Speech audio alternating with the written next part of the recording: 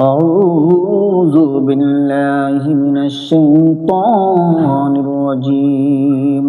بسم الله الرحمن الرحيم. سبحان الذي يسرى بعبده ليلا من المسجد الحرام إلى المسجد الأقصى الذي باركنا حوله لنريه من آياتنا إنه هو السميع البصير.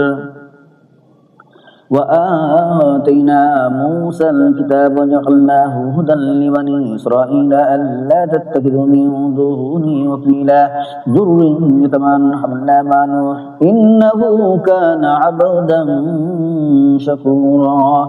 وقضينا إلى بني إسرائيل في الكتاب لتفسدن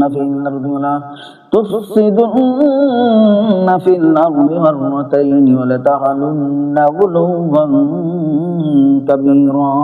فإذا جاء وعد أولاهما بعثنا عليكم عبادا لنا أولي بأس شديد فجاسوا خلال الديار وكان وعدا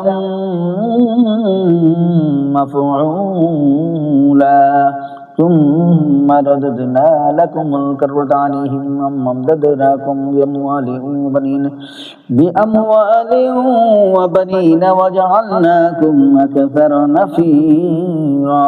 إن حسنتم أحسنتم لأنفسكم وإن أسأتم فلها. فإذا جاء وعد الآخرة ليسوءوا وجوهكم وليدخلوا المسجد كما دخلوه أول مرة وليتبروا ما علوا تتبيرا.